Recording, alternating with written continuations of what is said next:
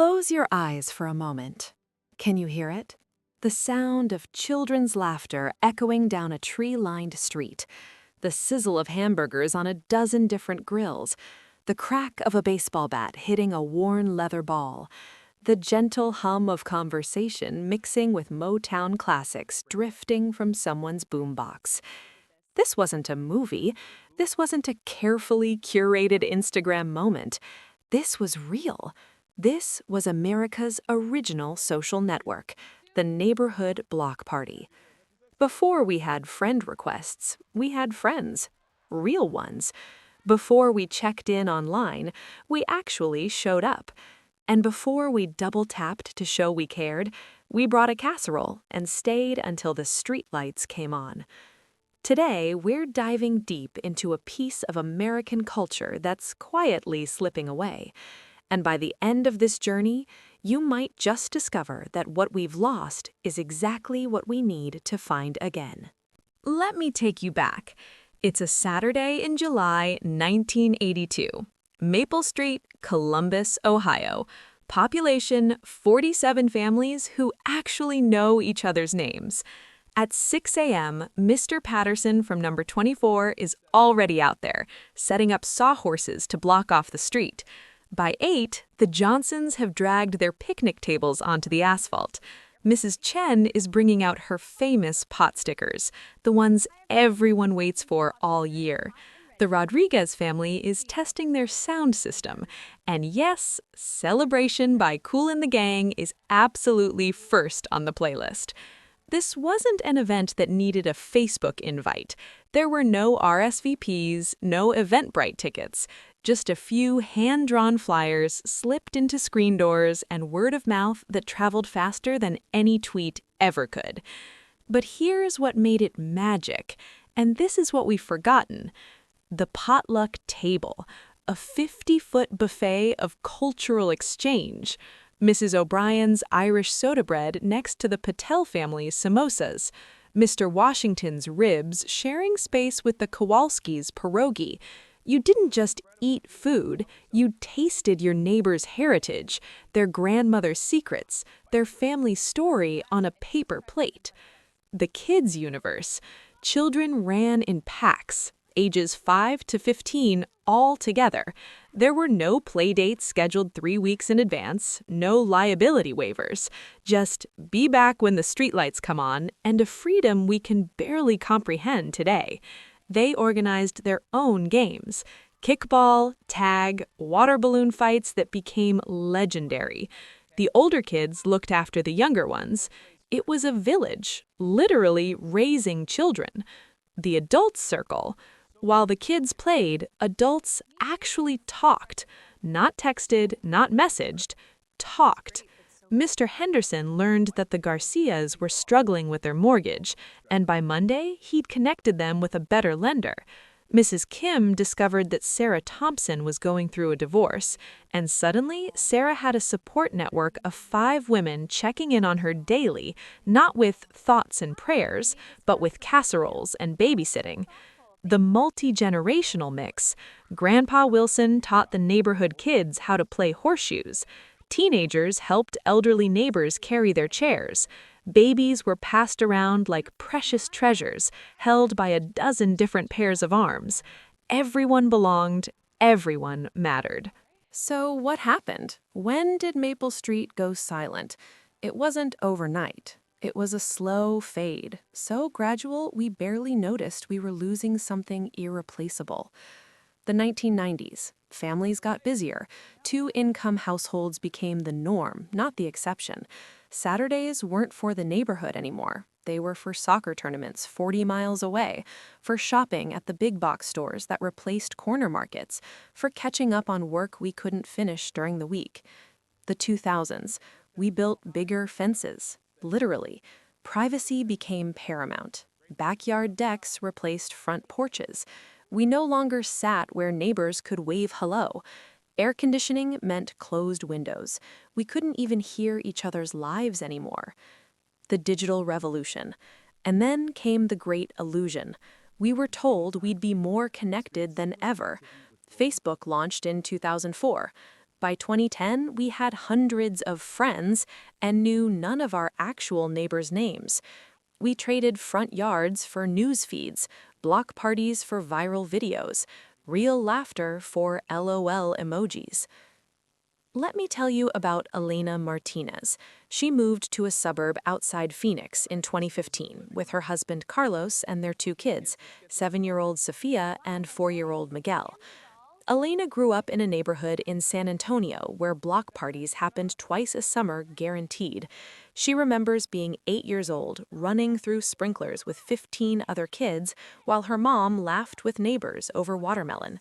Those memories were golden. So, when they bought their house on Sycamore Drive, she was excited. She imagined Sophia and Miguel having the same experience. She pictured summer barbecues, kids playing in the street, maybe even becoming friends with the neighbors. Reality was different. For 2 years, Elena tried. She waved at neighbors. Most waved back, but never stopped to chat. She brought cookies to welcome new families, polite thank yous through barely opened doors. The kids played in their backyard, alone, while she could hear other children inside nearby houses glued to tablets. One evening in 2017, Elena was sitting on her front step feeling desperately lonely, despite being surrounded by people full of houses. Her phone buzzed. 47 Facebook notifications. Happy birthday. Messages from people she hadn't spoken to in years. But not one person on Sycamore Drive knew it was her birthday. Not one. Carlos found her crying. "I feel invisible," she told him. "We're surrounded by people, but I've never felt more alone." Elena's story isn't unique. It's the story of millions of Americans living in what researchers now call lonely neighborhoods, places where houses are close together, but hearts are miles apart. A 2023 study found that the average American couldn't name more than 2 neighbors. 2. In 1975, that number was 8. We've created something unprecedented in human history: communities without community. This isn't just about nostalgia. The disappearance of neighborhood connection has real consequences. Mental health crisis. Loneliness is now considered as dangerous to your health as smoking 15 cigarettes a day. Depression and anxiety rates have skyrocketed, especially among young people who've never known a world where their social network was their actual neighborhood. Child development. Kids today have 90% less unstructured outdoor play than their parents' generation. They're more supervised, more scheduled, and more stressed than ever. They're losing the ability to resolve conflicts, take risks, and build resilience, skills that came naturally when they played freely with neighbor kids. Community safety. Streets with active social connections have dramatically lower crime rates. When neighbors know each other, they look out for each other. When everyone's a stranger, no one notices when something is wrong. Emergency resilience. During Hurricane Katrina, communities with strong neighborhood bonds survived better, recovered faster. When COVID-19 hit, people in connected neighborhoods were less isolated, less afraid. They checked on each other, they helped each other. But disconnected neighborhoods, people suffered alone behind closed doors, not knowing who to turn to. The U.S. Surgeon General declared loneliness a public health epidemic in 2023. An epidemic. And here's the tragic irony. We have more ways to connect than ever before. Smartphones, social media, video calls, instant messaging. Yet we've never been more disconnected from the people who live closest to us. We know what's happening on the other side of the world in real time, but we don't know if the elderly man next door has eaten today. We can video chat with someone 3,000 miles away, but we've never had a real conversation with the family across the street. Something is profoundly broken, and it's costing us our humanity. Remember Elena Martinez? This is where her story gets beautiful. After that night crying on her front step, Elena made a decision. If her neighborhood didn't have community, she'd create it. Even if she failed, even if people thought she was weird. Spring 2018, Elena handmade 30 flyers. Sycamore Drive Block Party, Saturday, June 16th, 4 to 8 p.m. Bring a dish to share, bring your family, bring your smiles. Let's remember what neighbors are for. She slipped them into every mailbox. Then she waited, terrified, certain no one would come. Saturday arrived. Elena and Carlos set up their grill on the driveway. Sophia drew a chalk welcome message on the street. Miguel held a handmade sign. 4 p.m. came. Their street was empty. 4:15, still nothing. Elena felt foolish. Carlos squeezed her hand. Give it time. 4:30, a door opened. The Patel family from 3 houses down, carrying a tray of samosas. We weren't sure if this was real, Mrs. Patel said, smiling, but we hoped it was. Then the Johnsons came. Then the Chens. Then a family they'd never even seen before. By 5 p.m., there were 40 people on Sycamore Drive, and something magical happened. Kids who'd been isolated in their backyards suddenly had a tribe. They organized an impromptu water balloon fight. They played tag. They were free. Adults who'd been nodding at each other awkwardly for 2 years started actually talking. Mr. Johnson revealed he'd just lost his job. By Monday, 3 neighbors had connected him with opportunities.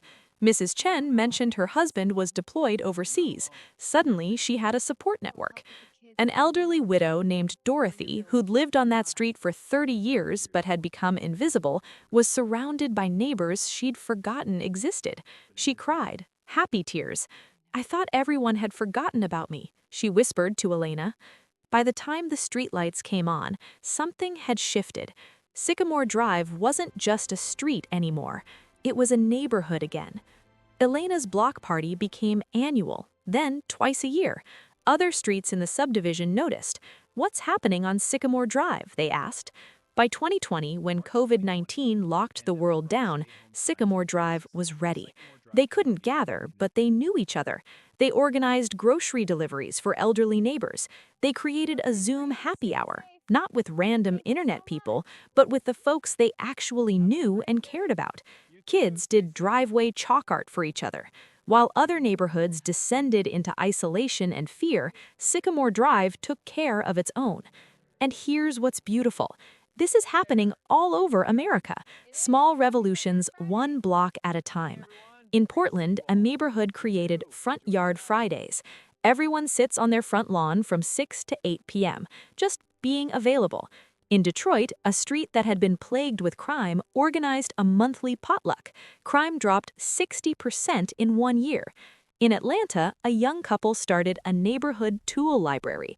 Suddenly, borrowing a ladder meant meeting your neighbor, and meeting your neighbor meant building friendship.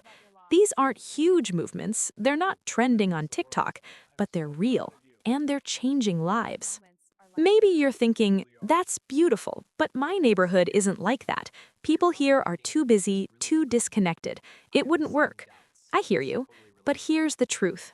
Every connected neighborhood was once a disconnected one, until someone decided to change it. So here's your roadmap to, not perfection, but to possibility. Step 1, start small. You don't need to organize a massive block party. Start with a fire pit in your driveway on a Friday evening. Put out a sign. Snores and conversation, all welcome. See who shows up. Step 2, be consistently visible. Sit on your front porch, work in your front yard, take evening walks and actually say hello. Let people get used to seeing you. Step 3, the personal touch. Bring cookies to 3 neighbors this week. Not everyone, just 3. Introduce yourself. No agenda, just kindness. Step 4, create a simple tradition. Maybe it's a monthly pizza night in your driveway. Maybe it's a Sunday morning coffee gathering. Start something small and repeat it. Step 5, empower the kids. If you have children, give them the gift of neighborhood freedom. Let them knock on doors and ask if other kids can play. Kids are natural community builders. Unleash them. Step 6, embrace imperfection. Your first gathering might be awkward. Only 3 people might show up. That's okay. Elena Martinez started with 0. Connection is built 1 conversation at a time. Here's what I need you to understand. Really understand. You were not designed to live isolated behind screens and walls. Humans are wired for connection. Real, messy, face-to-face, potluck casserole, help you move your couch connection.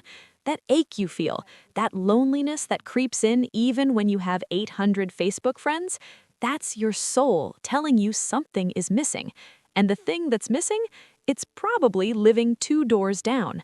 Your neighborhood doesn't have to be lonely, but it won't change by itself. It won't change because someone creates an app for it. It won't change because the city council decides to do something. It changes when one person decides, not on my street, not anymore. So here's my challenge to you, and I mean this with everything in me. This weekend, introduce yourself to one neighbor you don't know. Just one.